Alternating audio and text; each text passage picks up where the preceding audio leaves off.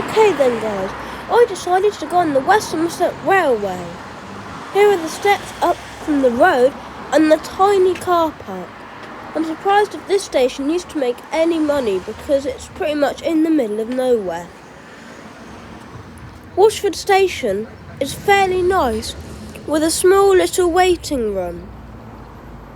There's the view of the track down there towards Watchet, Doniford Holt, Willerton, Stigumber, Crookham Heathfield and Bishop's Lydeard. Here is the little yard which has a shed. There's a picture of the grassy platform. For some reason only part of it is tarmac. Here is a short video of the area surrounding Washford Station and the sign.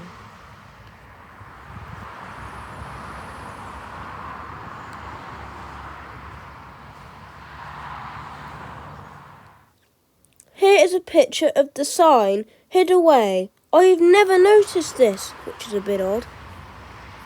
From here onwards, the platform is tarmac, and for some reason the bit behind me isn't, which is a bit weird as the train still stops there, because they've made them so long, which to me is very good, so they can accommodate more tourists and regular passengers.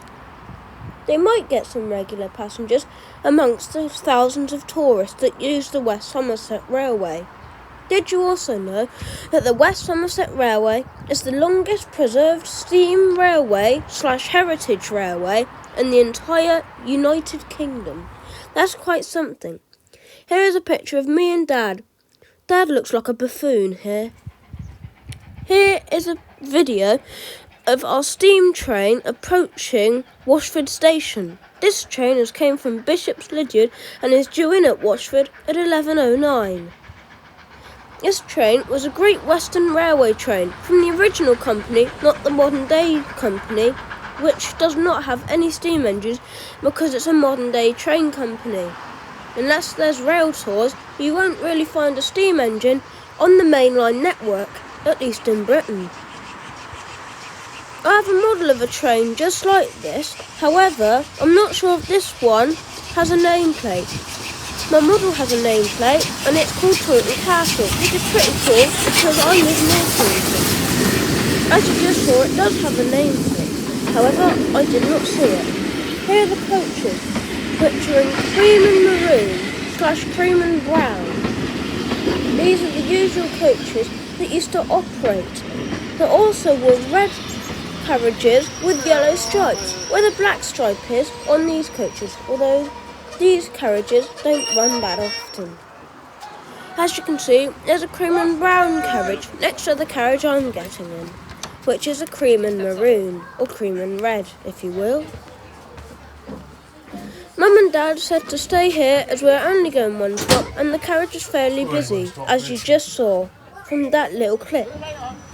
Here's the train leaving Washford. Because it's the Queen's Platinum Jubilee, the train and most of the stations had some sort of Union Jack flag hanging from the station. Here is the train leaving. You can see the main road, which is the A39, a rather rough A road to me. There's the sign that I took a video of earlier. And now here is the train speeding along. There are a couple of clips of the train as it heads towards Blue Anchor, which is where we get off, Dunster and Minehead.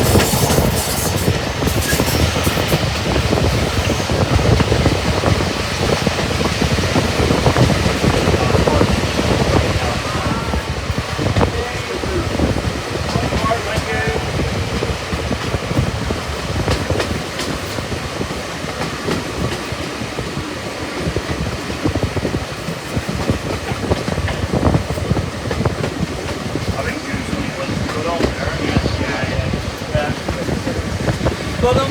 I done it, did I?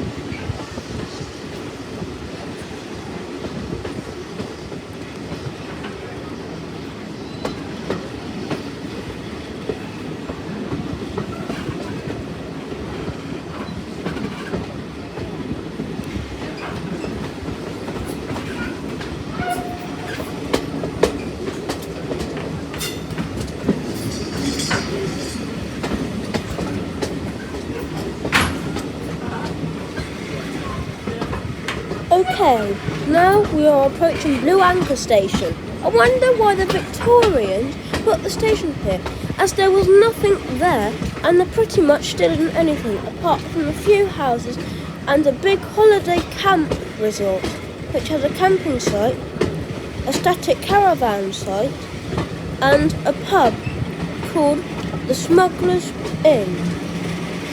Sorry for the brightness, but because of the sun, my iPad played up a bit, which was never done before. However, I'm not surprised, as many other video cameras do it.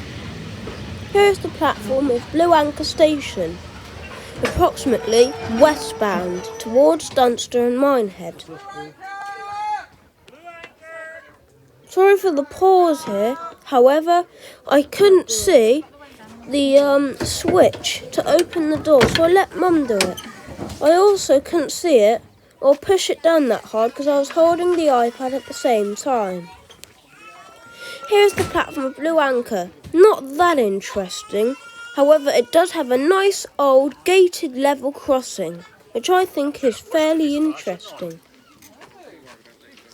For those of you that do not know yet, even though I've said earlier in the video, or at least kind of, the West Somerset Railway is a heritage railway and is not part of the UK mainline network.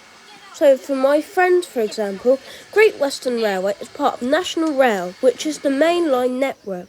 However, the West Somerset Railway is part of Britain's Heritage Railway network, which is for tourists and is a local attraction, not for commuters on a mainline railway.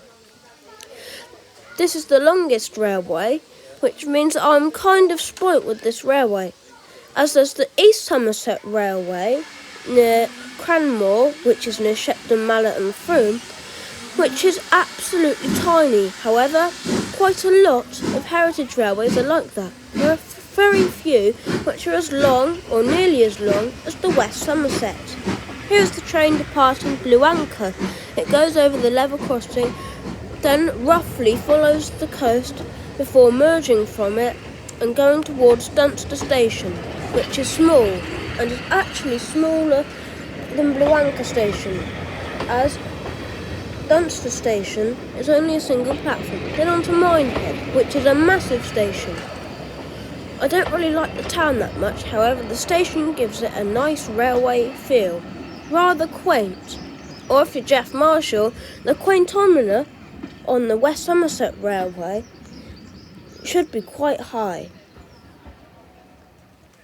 Here are a few clips of us going on our walk. Here is the Blue Anchor sign, which is painted in old Great Western Railway from the original company, unlike Washford, which for some reason has Somerset and Dorset or Slow and Dirty railway signs.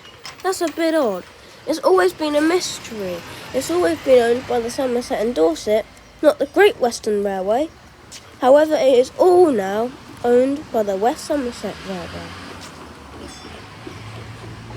Here's the level crossing that I was talking about. As you can see, it is gated and it is rather nice. I like how you can walk on the tracks without getting told off here, which means you can get a rather nice view of the platforms. As there are two of them, it makes a really good shot. Here is the nicely decorated ticket hall. It's rather small, but they were selling quite a few gifts. We didn't manage to pick up any though, apart from a West Somerset Railway leaflet, which is usually there anyway. Here are a couple of shots from our walk. We went along part of the seafront road, which goes towards Watchet. Then we turned past the Smugglers Inn, which also has a campsite, which is rather small compared to the static caravan site next door, through some fields, past some stinger nettles and over a bridge, and then we went past through a stately home, and then finally towards Washford we went through a graveyard. Ooh. And that was it. Look out for another West Somerset Railway video later, or on the weekend, as this weekend is the West Somerset Railway Diesel Gala, where they show off 60s and 70s diesels, which is what I like. Thanks and cheers for watching.